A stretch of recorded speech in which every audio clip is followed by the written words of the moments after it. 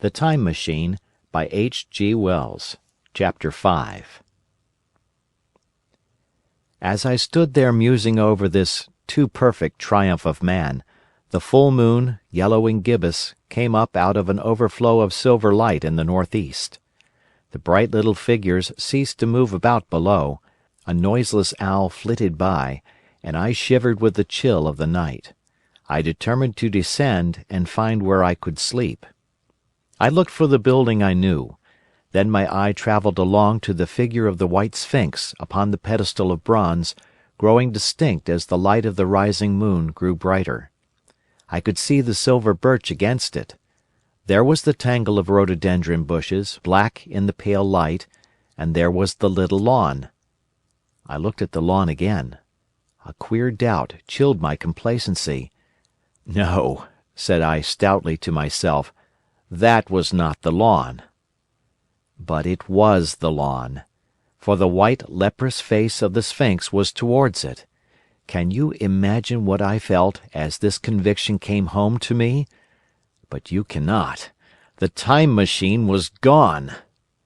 At once, like a lash across the face, came the possibility of losing my own age, of being left helpless in this strange new world. The bare thought of it was an actual physical sensation. I could feel it grip me at the throat and stop my breathing. In another moment I was in a passion of fear, and running with great leaping strides down the slope. Once I fell headlong and cut my face. I lost no time in stanching the blood, but jumped up and ran on, with a warm trickle down my cheek and chin. All the time I ran I was saying to myself, "They have moved it a little, pushed it under the bushes out of the way." Nevertheless, I ran with all my might. All the time, with a certainty that sometimes comes with excessive dread, I knew that such assurance was folly, knew instinctively that the machine was removed, out of my reach. My breath came with pain. I suppose I covered the whole distance from the hill crest to the little lawn, 2 miles perhaps, in 10 minutes. And I am not a young man.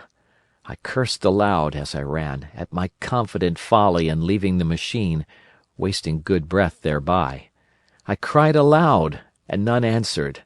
Not a creature seemed to be stirring in that moonlit world.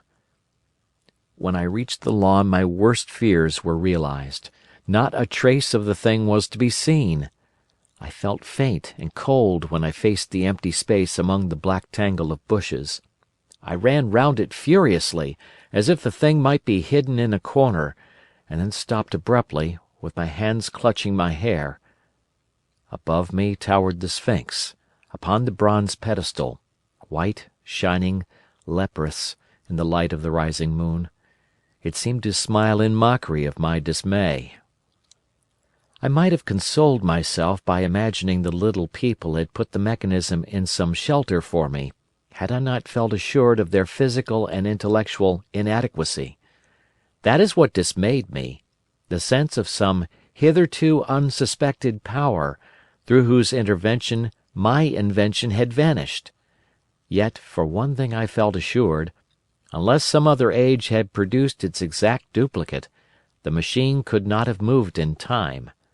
The attachment of the levers—I will show you the method later—prevented anyone from tampering with it in that way when they were removed. It had moved, and was hid, only in space. But then, where could it be? I think I must have had a kind of frenzy.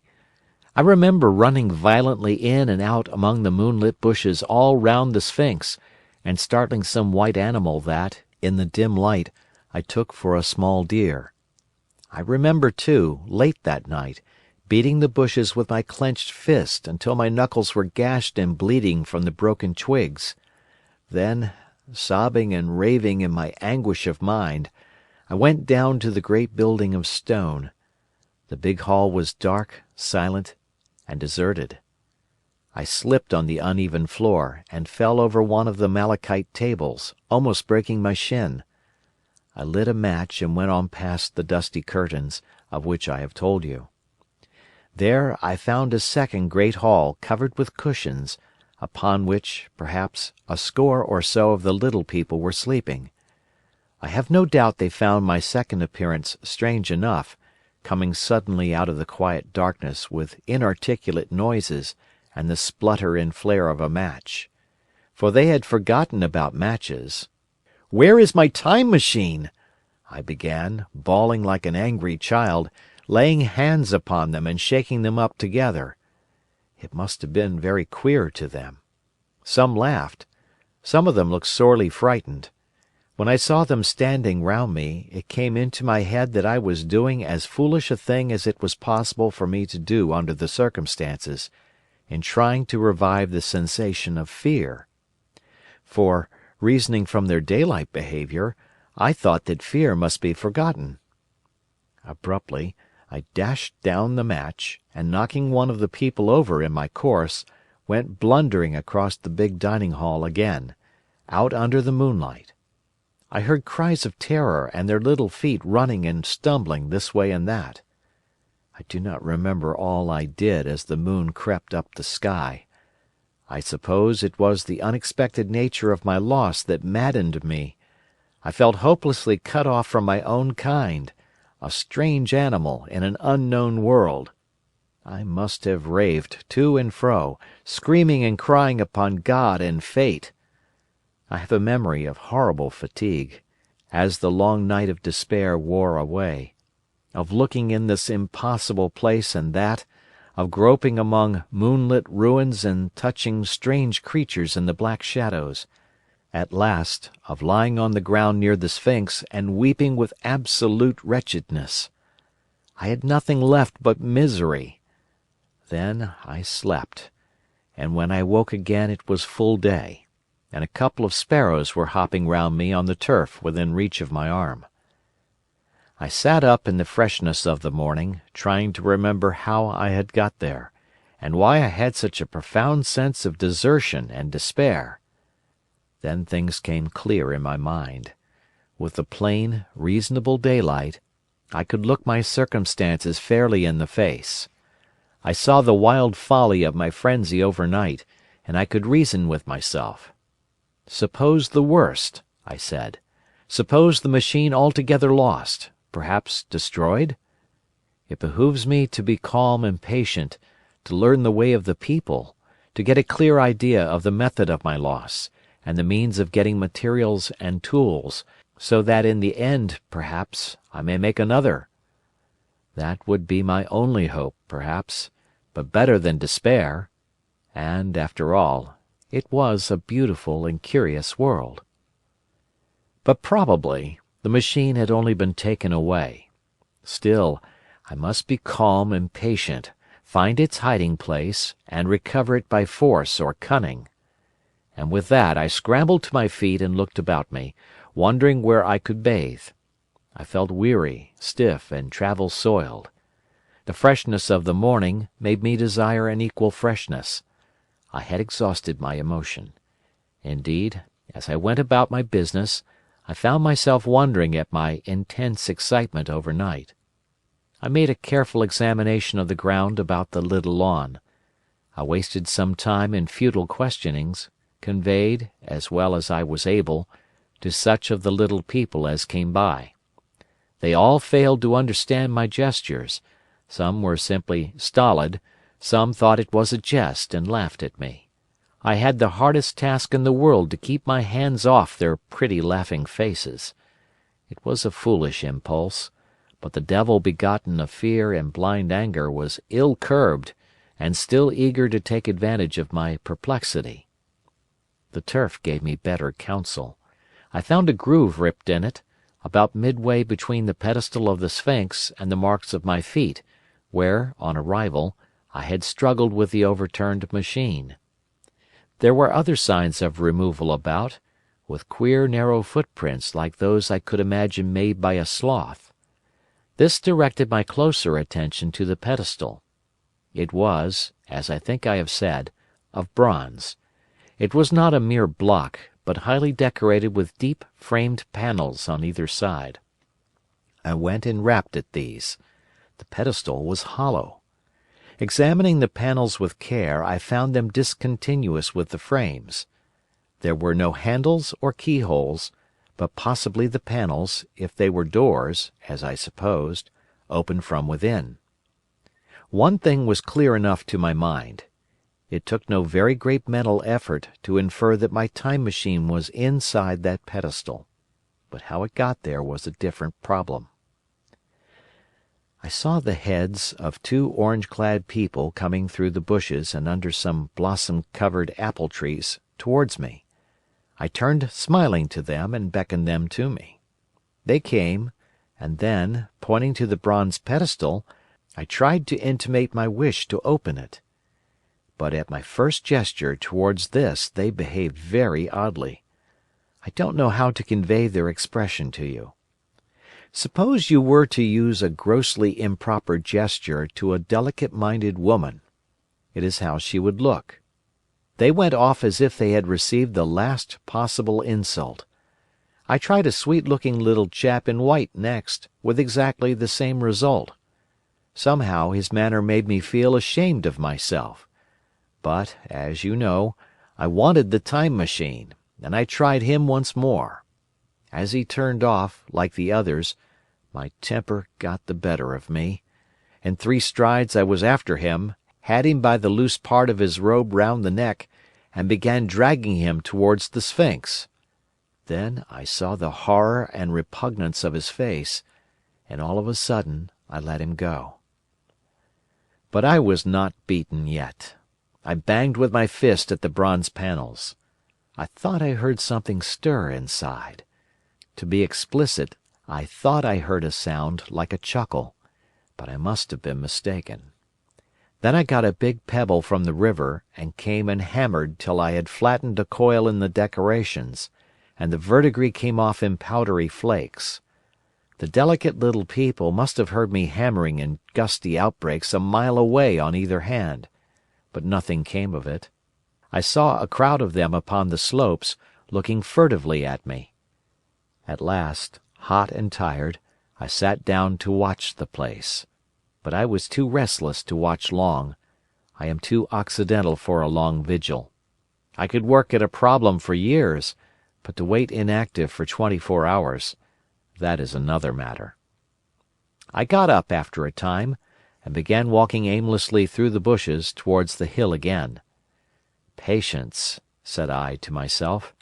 "If you want your machine again, you must leave that Sphinx alone. If they mean to take your machine away, it's little good your wrecking their bronze panels, and if they don't, you will get it back as soon as you can ask for it.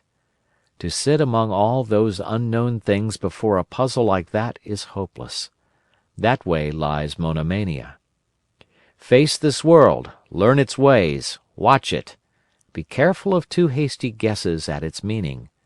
In the end, you will find clues to it all." Then, suddenly the humor of the situation came into my mind. The thought of the years I had spent in study and toil to get into the future age, and now my passion of anxiety to get out of it. I had made myself the most complicated and the most hopeless trap that ever a man devised. Although it was at my own expense, I could not help myself. I laughed aloud. Going through the big palace, it seemed to me that the little people avoided me. It may have been my fancy, or it may have had something to do with my hammering at the gates of bronze. Yet I felt tolerably sure of the avoidance. I was careful, however, to show no concern and to abstain from any pursuit of them, and in the course of a day or two things got back to the old footing. I made what progress I could in the language, and in addition I pushed my explorations here and there. Either I missed some subtle point, or their language was excessively simple, almost exclusively composed of concrete substantives and verbs. There seemed to be few, if any, abstract terms, or little use of figurative language. Their sentences were usually simple and of 2 words, and I failed to convey or understand any but the simplest propositions. I determined to put the thought of my time machine and the mystery of the bronze doors under the Sphinx as much as possible in a corner of memory, until my growing knowledge would lead me back to them in a natural way. Yet a certain feeling, you may understand, tethered me in a circle of a few miles round the point of my arrival. So far as I could see, all the world displayed the same exuberant richness as the Thames Valley.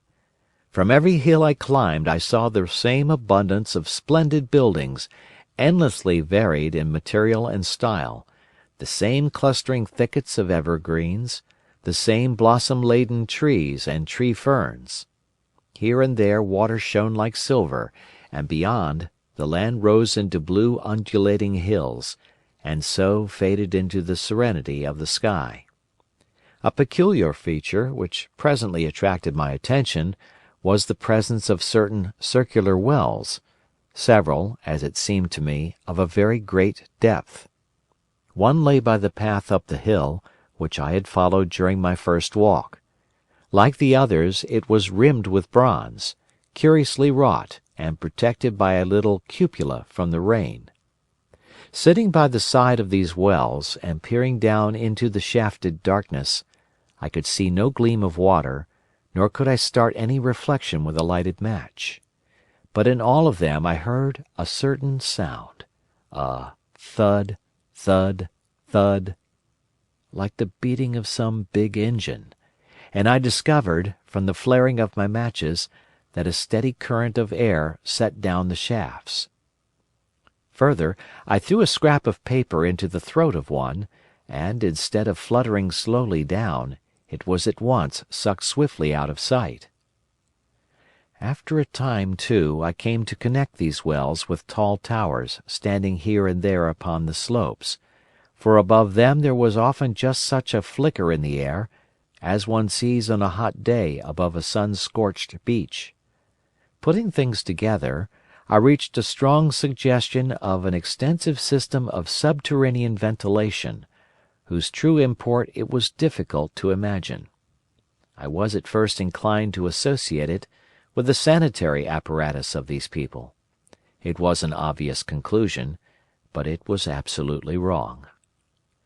And here I must admit that I learned very little of drains and bells and modes of conveyance and the like conveniences during my time in this real future. In some of these visions of utopias and coming times which I have read, there is a vast amount of detail about building and social arrangements and so forth. But while such details are easy enough to obtain when the whole world is contained in one's imagination, they are altogether inaccessible to a real traveller amid such realities as I found here. Conceive the tale of London which a negro, fresh from Central Africa, would take back to his tribe. What would he know of railway companies, of social movements, of telephone and telegraph wires, of the parcels delivery company, and postal orders, and the like? Yet we, at least, should be willing enough to explain these things to him. And even of what he knew, how much could he make his untravelled friend either apprehend or believe? Then, think how narrow the gap between a negro and a white man of our own times, and how wide the interval between myself and these of the Golden Age. I was sensible of much which was unseen, and which contributed to my comfort, but save for a general impression of automatic organization, I fear I can convey very little of the difference to your mind. In the matter of sepulture, for instance, I could see no signs of crematoria, nor anything suggestive of tombs. But it occurred to me that, possibly, there might be cemeteries, or crematoria, somewhere beyond the range of my explorings. This, again, was a question I deliberately put to myself, and my curiosity was at first entirely defeated upon the point. The thing puzzled me, and I was led to make a further remark, which puzzled me still more: that aged and infirm among this people there were none. I must confess that my satisfaction with my first theories of an automatic civilization and a decadent humanity did not long endure. Yet I could think of no other. Let me put my difficulties. The several big palaces I had explored were mere living places, great dining halls and sleeping apartments. I could find no machinery, no appliances of any kind. Yet these people were clothed in pleasant fabrics that must at times need renewal, and their sandals, though undecorated, were fairly complex specimens of metalwork. Somehow such things must be made, and the little people displayed no vestige of a creative tendency. There were no shops, no workshops, no sign of importations among them. They spent all their time in playing gently, in bathing in the river, in making love in a half-playful fashion, in eating fruit and sleeping. I could not see how things were kept going. Then, again, about the Time Machine, something, I knew not what, had taken it into the hollow pedestal of the White Sphinx. Why? For the life of me I could not imagine. Those waterless wells, too, those flickering pillars. I felt I lacked a clue. I felt—how shall I put it? Suppose you found an inscription, with sentences here and there in excellent plain English, and interpolated therewith others made up of words, of letters even, absolutely unknown to you. Well, on the third day of my visit, that was how the world of 802,701 presented itself to me. That day, too, I made a friend, of a sort. It happened that, as I was watching some of the little people bathing in a shallow, one of them was seized with cramp and began drifting downstream. The main current ran rather swiftly, but not too strongly for even a moderate swimmer. It will give you an idea, therefore, of the strange deficiency in these creatures, when I tell you that none made the slightest attempt to rescue the weakly crying thing which was drowning before their eyes. When I realized this, I hurriedly slipped off my clothes, and, wading in at a point lower down, I caught the poor mite and drew her safe to land. A little rubbing of the limbs soon brought her round, and I had the satisfaction of seeing she was all right before I left her. I had got to such a low estimate of her kind that I did not expect any gratitude from her. In that, however, I was wrong. This happened in the morning. In the afternoon I met my little woman, as I believe it was, as I was returning towards my centre from an exploration, and she received me with cries of delight, and presented me with a big garland of flowers, evidently made for me, and me alone. The thing took my imagination. Very possibly I had been feeling desolate. At any rate, I did my best to display my appreciation of the gift. We were soon seated together in a little stone arbour, engaged in conversation, chiefly of smiles. The creature's friendliness affected me exactly as a child's might have done. We passed each other flowers, and she kissed my hands. I did the same to hers. Then I tried talk, and found that her name was Weena, which, though I don't know what it meant, somehow seemed appropriate enough. That was the beginning of a queer friendship which lasted a week, and ended as I will tell you. She was exactly like a child. She wanted to be with me always. She tried to follow me everywhere, and on my next journey out and about it went to my heart to tire her down, and leave her at last, exhausted and calling after me rather plaintively. But the problems of the world had to be mastered. I had not, I said to myself, come into the future to carry on a miniature flirtation. Yet her distress when I left her was very great. Her expostulations at the parting were sometimes frantic, and I think, altogether, I had as much trouble as comfort from her devotion. Nevertheless, she was, somehow, a very great comfort. I thought it was mere childish affection that made her cling to me. Until it was too late, I did not clearly know what I had inflicted upon her when I left her. Nor until it was too late did I clearly understand what she was to me.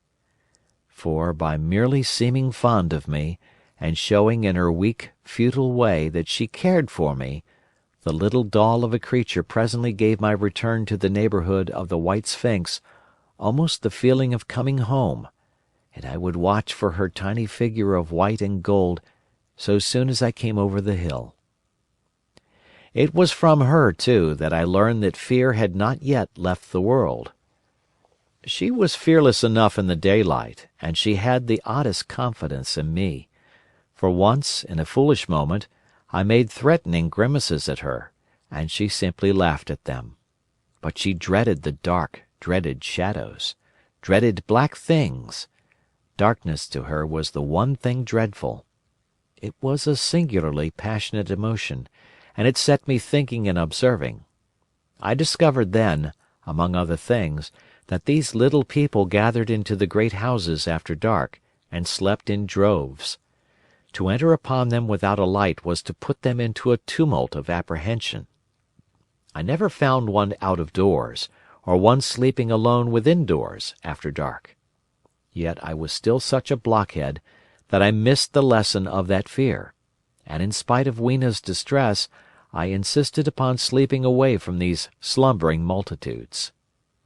It troubled her greatly, but in the end her odd affection for me triumphed, and for 5 of the nights of our acquaintance, including the last night of all, she slept with her head pillowed on my arm. But my story slips away from me as I speak of her. It must have been the night before her rescue that I was awakened about dawn. I had been restless, dreaming most disagreeably that I was drowned, and that sea anemones were feeling over my face with their soft palps. I woke with a start, and with an odd fancy that some greyish animal had just rushed out of the chamber. I tried to get to sleep again, but I felt restless and uncomfortable. It was that dim grey hour when things are just creeping out of darkness, when everything is colourless and clear-cut, and yet unreal. I got up and went down into the great hall, and so out upon the flagstones in front of the palace. I thought I would make a virtue of necessity and see the sunrise. The moon was setting, and the dying moonlight and the first pallor of dawn were mingled in a ghastly half-light. The bushes were inky black, the ground a sombre grey, the sky colourless and cheerless, and up the hill I thought I could see ghosts. There several times, as I scanned the slope, I saw white figures. Twice I fancied I saw a solitary white, ape-like creature running rather quickly up the hill, and once near the ruins I saw a leash of them carrying some dark body. They moved hastily. I did not see what became of them. It seemed that they vanished among the bushes. The dawn was still indistinct, you must understand. I was feeling that chill, uncertain, early morning feeling you may have known. I doubted my eyes. As the eastern sky grew brighter, and the light of the day came on and its vivid colouring returned upon the world once more, I scanned the view keenly. But I saw no vestige of my white figures. They were mere creatures of the half-light. "They must have been ghosts," I said. "I wonder whence they dated." For a queer notion of Grant Allen's came into my head and amused me.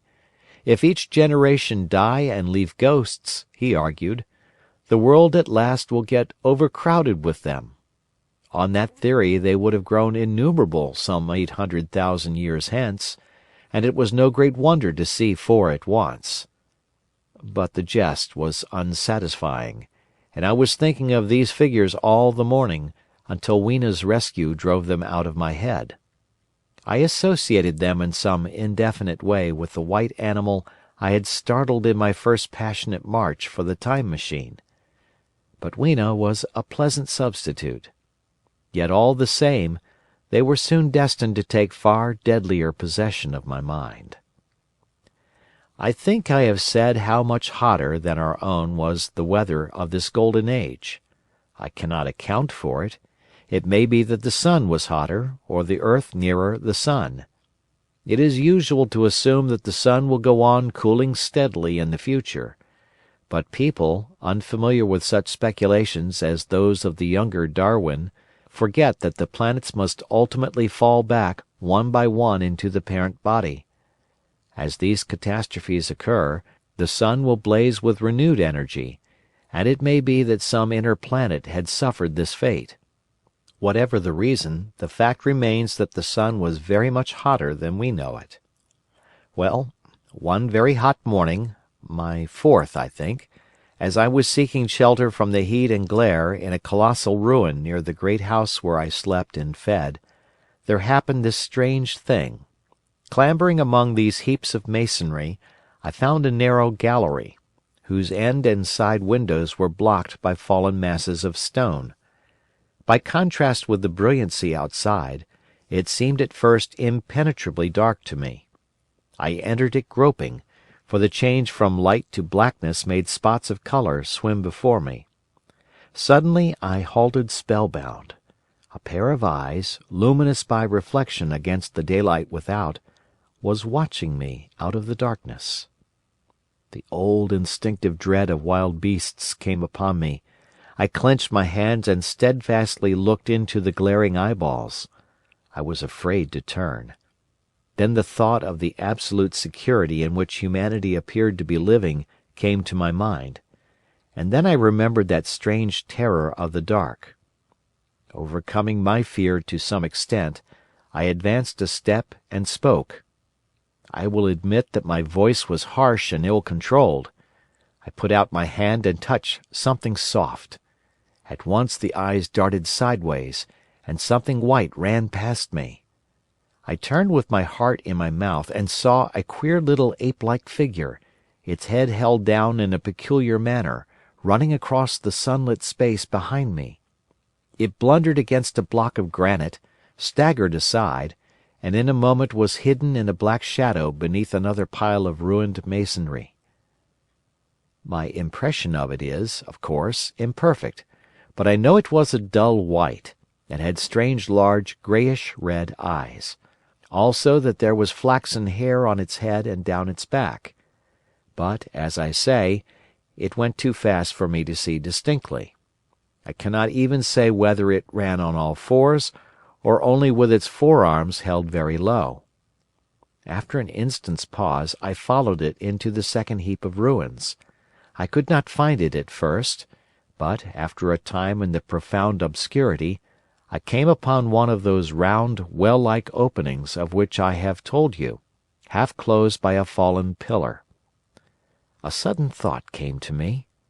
Could this thing have vanished down the shaft? I lit a match, and looking down I saw a small, white, moving creature, with large, bright eyes which regarded me steadfastly as it retreated. It made me shudder. It was so like a human spider. It was clambering down the wall, and now I saw for the first time a number of metal foot and hand rests forming a kind of ladder down the shaft. Then the light burned my fingers and fell out of my hand, going out as it dropped, and when I had lit another, the little monster had disappeared. I do not know how long I sat peering down that well. It was not for some time that I could succeed in persuading myself that the thing I had seen was human. But gradually the truth dawned on me, that man had not remained one species, but had differentiated into two distinct animals, that my graceful children of the upper world were not the sole descendants of our generation, but that this bleached, obscene, nocturnal thing, which had flashed before me, was also heir to all the ages. I thought of the flickering pillars, and of my theory of an underground ventilation. I began to suspect their true import. And what, I wondered, was this lemur doing in my scheme of perfectly balanced organization? How was it related to the indolent serenity of the beautiful upper-worlders? And what was hidden down there, at the foot of that shaft? I sat upon the edge of the well, telling myself that, at any rate, there was nothing to fear, and that there I must descend for the solution of my difficulties. And withal I was absolutely afraid to go. As I hesitated, two of the beautiful upper-world people came running in their amorous sport across the daylight in the shadow. The male pursued the female, flinging flowers at her as he ran. They seemed distressed to find me, my arm against the overturned pillar, peering down the well. Apparently it was considered bad form to remark these apertures, for when I pointed to this one and tried to frame a question about it in their tongue, they were still more visibly distressed and turned away. But they were interested by my matches, and I struck some to amuse them. I tried them again about the well, and again I failed. So presently I left them, meaning to go back to Weena and see what I could get from her. But my mind was already in revolution. My guesses and impressions were slipping and sliding to a new adjustment. I had now a clue to the import of these wells, to the ventilating towers, to the mystery of the ghosts, to say nothing of a hint at the meaning of the bronze gates and the fate of the time machine. And very vaguely there came a suggestion towards the solution of the economic problem that had puzzled me. Here was the new view. Plainly, this second species of man was subterranean. There were three circumstances in particular which made me think that its rare emergence above ground was the outcome of a long-continued underground habit. In the first place, there was the bleached look common in most animals that live largely in the dark. The white fish of the Kentucky caves, for example. Then, those large eyes, with that capacity for reflecting light, are common features of nocturnal things, witness the owl and the cat. And last of all, that evident confusion in the sunshine, that hasty yet fumbling awkward flight towards dark shadow, and that peculiar carriage of the head while in the light, all reinforced the theory of an extreme sensitiveness of the retina. Beneath my feet, then, the earth must be tunnelled enormously, and these tunnellings were the habitat of the new race. The presence of ventilating shafts and wells along the hill slopes, everywhere in fact, except along the river valley, showed how universal were its ramifications. What so natural, then, as to assume that it was in this artificial underworld that such work as was necessary to the comfort of the daylight race was done? The notion was so plausible that I at once accepted it, and went on to assume the how of this splitting of the human species. I dare say you will anticipate the shape of my theory, though, for myself, I very soon felt that it fell far short of the truth. At first, proceeding from the problems of our own age, it seemed clear as daylight to me that the gradual widening of the present merely temporary and social difference between the capitalist and the labourer was the key to the whole position. No doubt it will seem grotesque enough to you, and wildly incredible, and yet even now there are existing circumstances to point that way. There is a tendency to utilize underground space for the less ornamental purposes of civilization. There is the Metropolitan Railway in London, for instance. There are new electric railways. There are subways. There are underground workrooms and restaurants. And they increase and multiply. Evidently, I thought, this tendency had increased till industry had gradually lost its birthright in the sky. I mean that it had gone deeper and deeper into larger and ever larger underground factories, spending a still increasing amount of its time therein, till, in the end, even now, does not an East End worker live in such artificial conditions as practically to be cut off from the natural surface of the earth? Again, the exclusive tendency of richer people, due, no doubt, to the increasing refinement of their education and the widening gulf between them and the rude violence of the poor, is already leading to the closing, in their interest, of considerable portions of the surface of the land.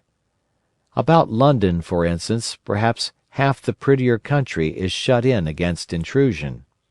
And this same widening gulf, which is due to the length and expense of the higher educational process and the increased facilities for and temptations towards refined habits on the part of the rich, will make that exchange between class and class, that promotion by intermarriage which at present retards the splitting of our species along lines of social stratification, less and less frequent. So, in the end, above ground you must have the haves, pursuing pleasure and comfort and beauty, and below ground the have-nots, the workers getting continually adapted to the conditions of their labor. Once they were there, they would no doubt have to pay rent, and not a little of it, for the ventilation of their caverns, and if they refused, they would starve or be suffocated for arrears. Such of them as were so constituted as to be miserable and rebellious would die, and, in the end, the balance being permanent, the survivors would become as well adapted to the conditions of underground life, and as happy in their way, as the upper world people were to theirs. As it seemed to me, the refined beauty and the etiolated pallor followed naturally enough. The great triumph of humanity I had dreamed of took a different shape in my mind. It had been no such triumph of moral education and general cooperation as I had imagined. Instead, I saw a real aristocracy, armed with a perfected science and working to a logical conclusion the industrial system of today. Its triumph had not been simply a triumph over nature, but a triumph over nature and the fellow man. This, I must warn you, was my theory at the time. I had no convenient cicerone in the pattern of the utopian books. My explanation may be absolutely wrong. I still think it is the most plausible one. But even on this supposition the balanced civilization that was at last attained must have long since passed its zenith, and was now far fallen into decay. The too perfect security of the upper worlders had led them to a slow movement of degeneration, to a general dwindling in size, strength, and intelligence. That I could see clearly enough already. What had happened to the undergrounders I did not yet suspect, but from what I had seen of the Morlocks, that, by the by, was the name by which these creatures were called, I could imagine that the modification of the human type was even far more profound than among the Eloi, the beautiful race that I already knew. Then came troublesome doubts. Why had the Morlocks taken my time machine? For I felt sure it was they who had taken it. Why, too, if the Eloi were masters, could they not restore the machine to me? And why were they so terribly afraid of the dark? I proceeded, as I have said, to question Weena about this underworld, but here again I was disappointed. At first she would not understand my questions, and presently she refused to answer them.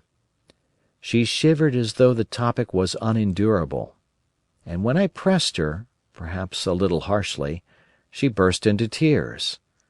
They were the only tears, except my own, I ever saw in that golden age. When I saw them I ceased abruptly to trouble about the Morlocks, and was only concerned in banishing these signs of the human inheritance from Weena's eyes. And very soon she was smiling and clapping her hands, while I solemnly burned a match. End of chapter.